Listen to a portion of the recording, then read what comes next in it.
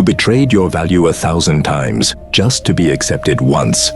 And still, you are invisible to the people whose opinion you made your entire identity. You gave everything. They gave you nothing. And you are still waiting. For what? 2,000 years ago, one man figured out how to destroy this need completely. Not a therapist, not a philosopher sitting in comfort. A man who ruled the entire world and still chose to need no one. His name was Marcus Aurelius. He sat alone in a tent on a battlefield and wrote words that nobody was supposed to read. No audience, no approval, no attention. And those words changed human history. Today, I am going to show you the psychology behind why you need their attention, what it is costing you, and exactly how Marcus Aurelius destroyed that need forever. By the end of this, you will not just understand the addiction, you will know how to kill it. Drop in the comments, I am enough. And I am going to start by telling you something nobody wants to hear. You have a good life, decent job, decent friends, decent everything, and you still feel empty. Not because something is missing, because you have been measuring your entire existence by other people's reactions. You posted your promotion on LinkedIn and spent the next 2 hours checking who liked it. Not because you were proud, because you needed proof that it mattered. You achieved something real, something that cost you everything. And the first thing you did was look around to see if anyone noticed. Congratulations! You just traded your peace for a dopamine hit from strangers on the internet. And the worst part? You built this prison yourself. Nobody forced you. You just decided somewhere along the way that your value lives in other people's eyes. So you performed in every room, in every conversation, on every platform, exhausting yourself for an audience that was never really watching. Marcus Aurelius called this the most dangerous trap a powerful man can fall into. He said, "The man who needs the crowd will always be owned by the crowd, even in an empty room." And the worst part, you already know this. Stop pretending this is about someone else. This is about you. Specifically, personally, you. Yesterday, you had an opinion, a real one. Someone pushed back, and you folded. You did not change your mind. You abandoned it. Because their comfort mattered more than your truth. You censored yourself in real time and called it being open-minded. You did not change your mind, you sold it. Last week you posted something, then deleted it. Not because it was wrong, because the silence felt like rejection. You deleted your own thoughts, because strangers, people who do not know your last name, did not validate them fast enough. You gave random people on the internet veto power over your voice, and you did it voluntarily. You took the safe job, not because it was right, because it sounded impressive. You buried your actual dream quietly and called it being realistic. What you actually did was trade your purpose for a title that impresses people at parties who forgot you existed by the time they got home. And here is what should make you angry. The people whose opinion runs your life are lying awake right now worrying about what someone else thinks of them. Nobody is free. Everyone is performing, and you have been doing this the longest. Marcus Aurelius called this the most suffocating prison ever built. Not by enemies, not by society, by you. Brick by brick, decision by decision, silence by silence. But here is the thing. This was never your fault. Not completely. Because nobody told you what was actually happening inside your brain. This is not a character flaw. This is not a weakness. This is biology. Your brain has a chemical called dopamine. Every time someone notices you, every time someone approves of you, every time a notification tells you that you matter, your brain releases dopamine. And dopamine feels good.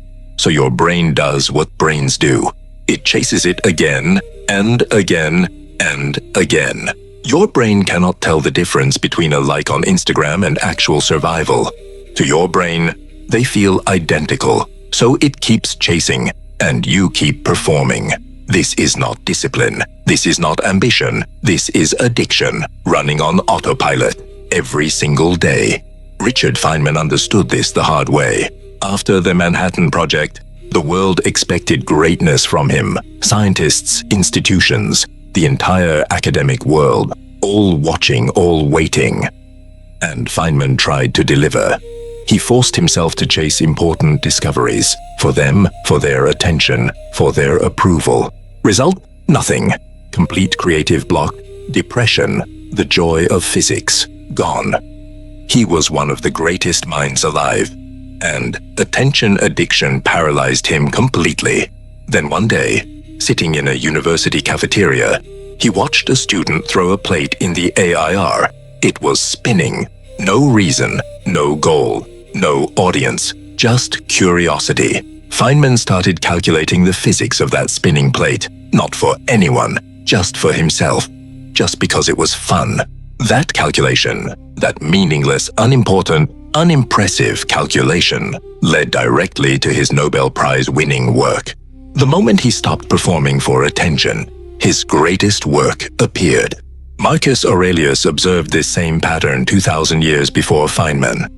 He watched Rome's most brilliant men destroy their own genius, chasing public applause. He wrote, "The needy mind is a scattered mind. The free mind is an unstoppable one. A man performing for the crowd cannot think clearly, cannot create freely, cannot live fully. Because every thought is filtered. Will they approve of this? Will they notice this? Will this make them see me differently? That filter is the cage. And now, that cage has a screen. Social media did not create this addiction. It industrialized it. Every platform is engineered, specifically, deliberately, scientifically engineered to trigger your dopamine. To keep you checking, to keep you performing, to keep you needing. You are not using social media. Social media is using you. The notification is not an update, it is a leash. And every time you check it, you just confirmed who is holding the other end. And that leash has a price. You just never stopped long enough to calculate it. You want to know what this cost you? Everything, and you handed it over voluntarily. You had a dream, a real one. You killed it. Not because it was impossible, because you were scared of a reaction. Not even a real reaction, an imagined one.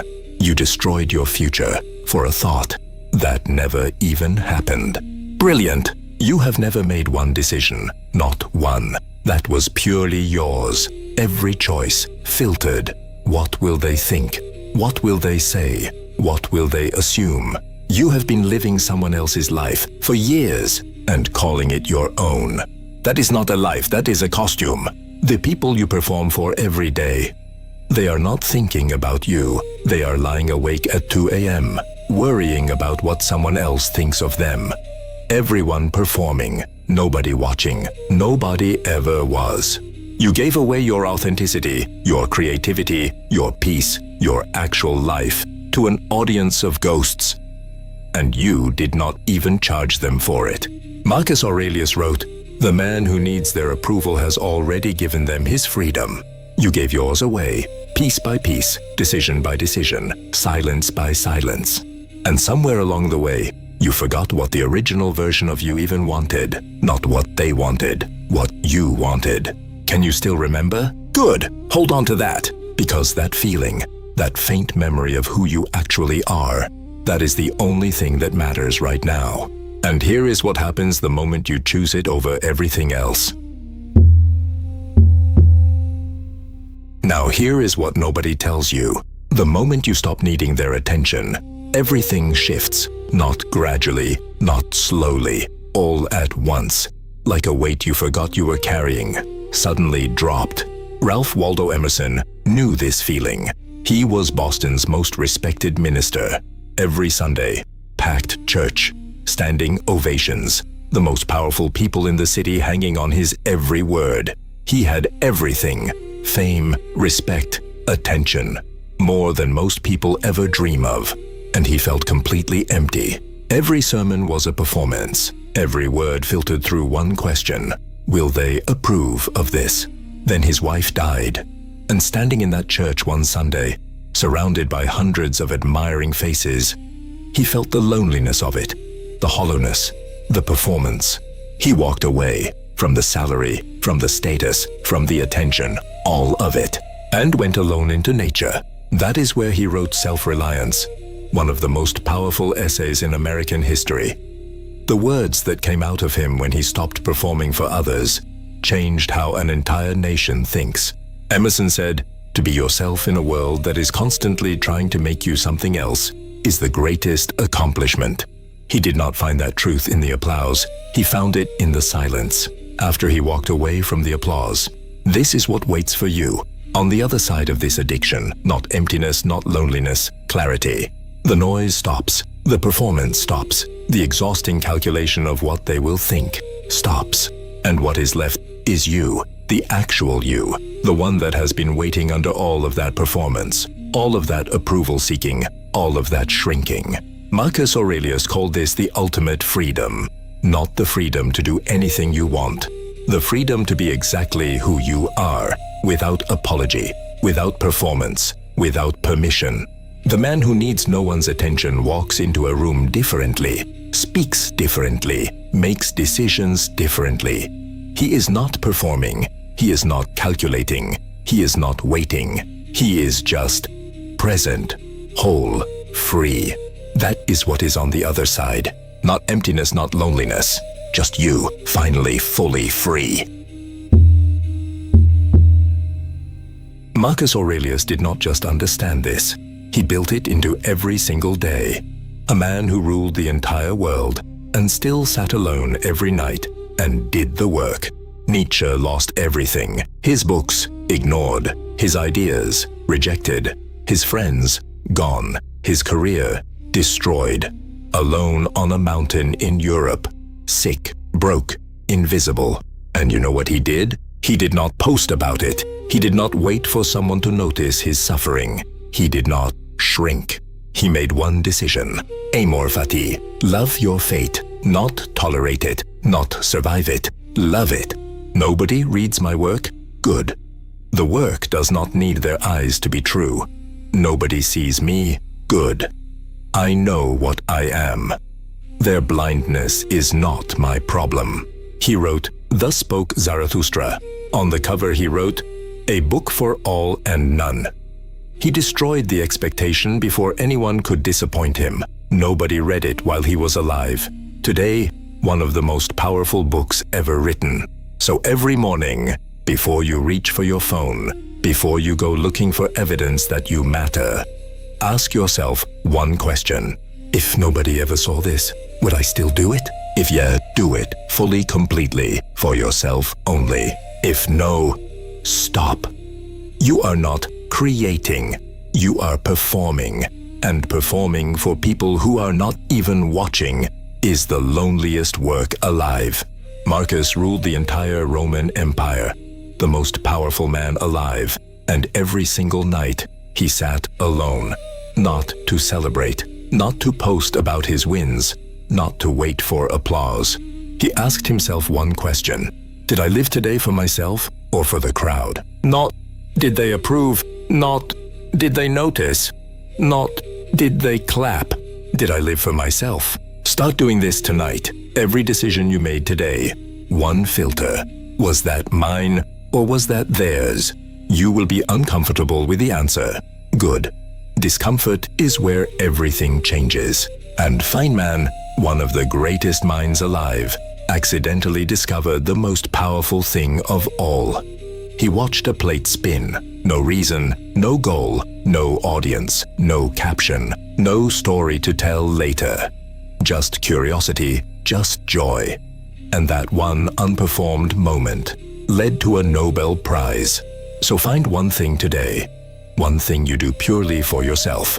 Not for the likes, not for the caption, not for the reaction, not for the story you will tell at dinner.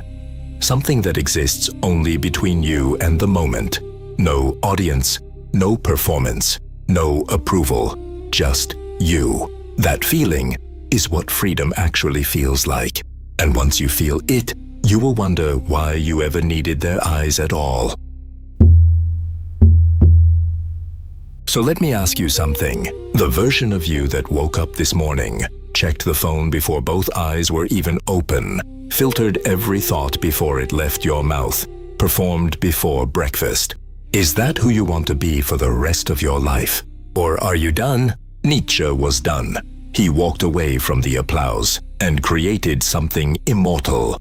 Emerson was done. He walked away from the packed church and found himself in the silence. Feynman was done. He stopped chasing their approval and won the Nobel Prize. Marcus Aurelius never started. He ruled the world and needed none of their eyes to do it. And you have spent long enough performing for people who were never really watching. You have spent long enough shrinking yourself to fit into spaces that were never built for you. You have spent long enough waiting for permission to be exactly who you already are. That ends today, not tomorrow, not when you feel ready. Today. Because the most dangerous thing you can do right now is wait one more day to start living for yourself. Marcus Aurelius wrote, "You have power over your mind, not outside events. Realize this, and you will find strength." The strength was never in their attention. It was never in their approval. It was never in their eyes. It was always in yours. It has always been yours. Drop in the comments. I am done. 2 words, that is all it takes. Or keep scrolling, keep performing, keep waiting. Your choice.